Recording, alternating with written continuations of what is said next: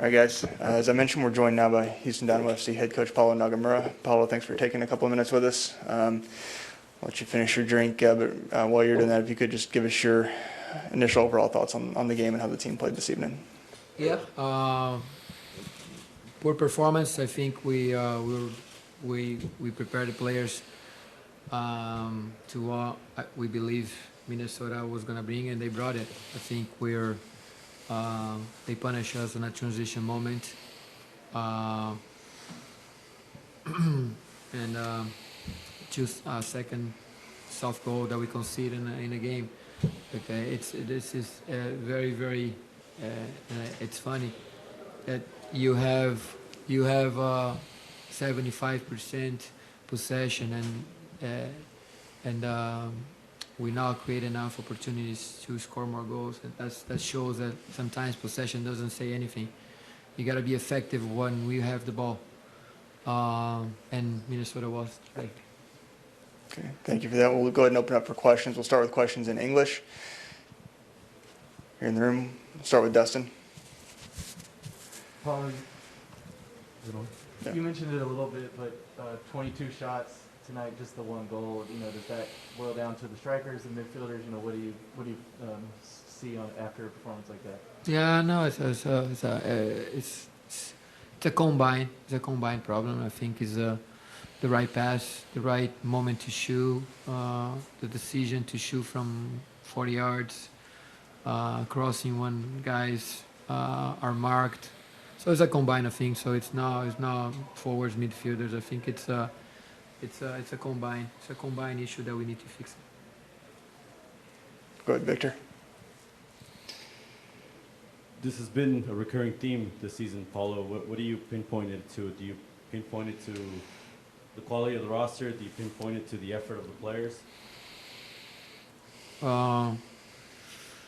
I think tonight it was mistakes that led. It's been, I think, a very common in our games that we commit the mistakes and teams capitalize on our mistakes. I think that's what is being happening, especially in our home games.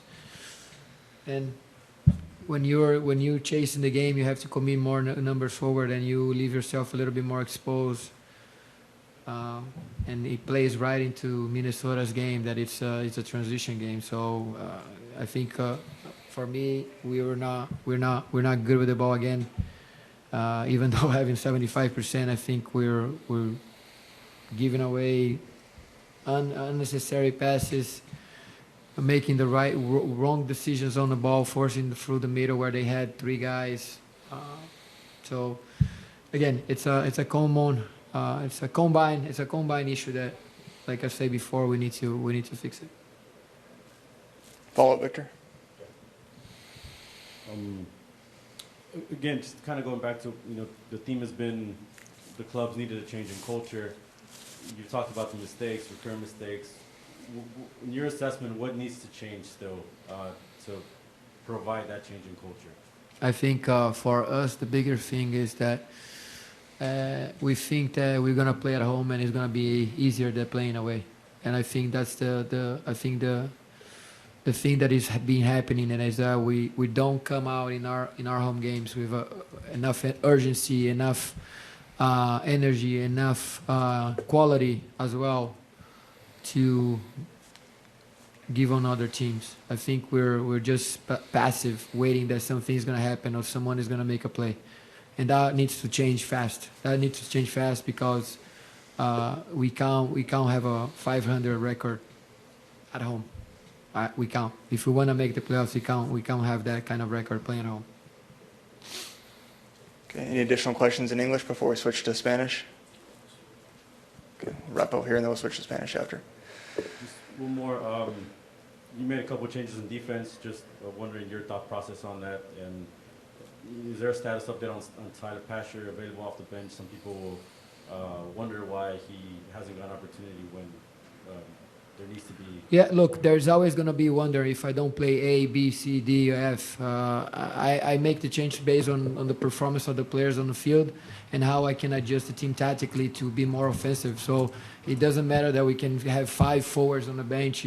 We can change the game just putting a center back and an outside back.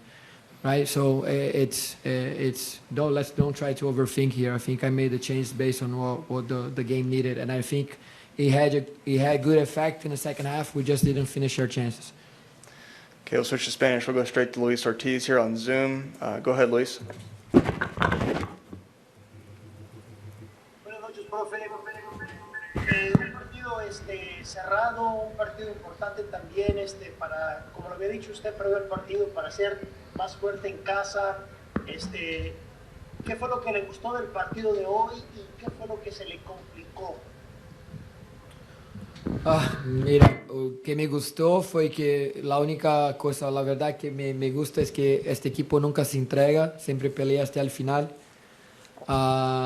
Pero como dije antes en inglés, yo creo que nosotros cuando jugamos en casa, yo creo que muchos piensan que las cosas van a ser más fáciles, las cosas van caer en nuestro lap, ¿cómo se dice lap en español? Yo no sé.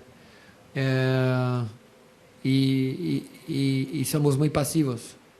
Yo creo que tenemos que cambiar eso urgente porque cuando jugamos fuera, eso que los equipos no hacen a nosotros no hacemos en casa. Pero es una partida muy frustrante, una partida que teníamos chance de estar ahí más cerca del playoff, pero nada está acabado. Ganamos juntos, perdemos juntos y vamos a continuar peleando hasta el último día. We'll go to the back here. Buenas noches, Pablo. Dio la sensación en algunas oportunidades que el equipo, o sea, sobre todo la delantera, dio algún toque de más dentro del área. De las pocas veces que se animaron a disparar desde afuera, pues desde el área, del área pequeña me refiero, de las pocas veces que dispararon desde el borde del área grande, pues anotaron el gol. ¿Crees que tuvieron que ser más agresivos en ese sentido?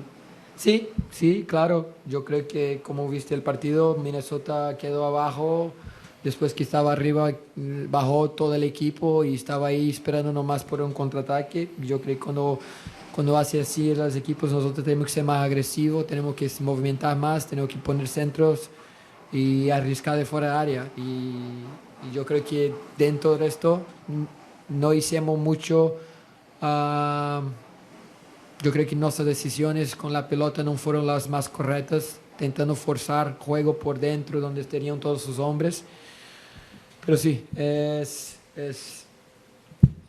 una lástima porque cuando está atrás del marcador, eso que los equipos van a hacer principalmente cuando jugamos aquí en casa. Okay, we'll wrap up with that, Paul. Thank you very much for the time. Thank you. Guys, we'll bring Fafa in just a second. Tough match, one where the team was constantly knocking at the door. What do you take away from today's match?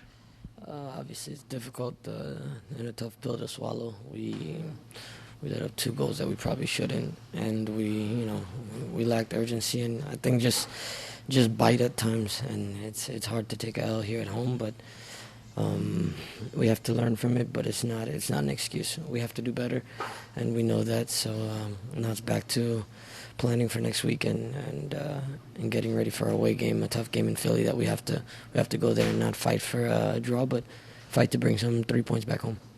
Speaking of knocking at the door, you found the back of the net. Walk us through that play. It was just urgency.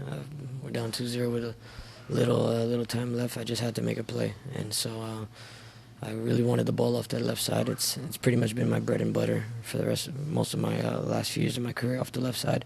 Just wanted to cut in and find a shot, and I was able to get it released, and it went in.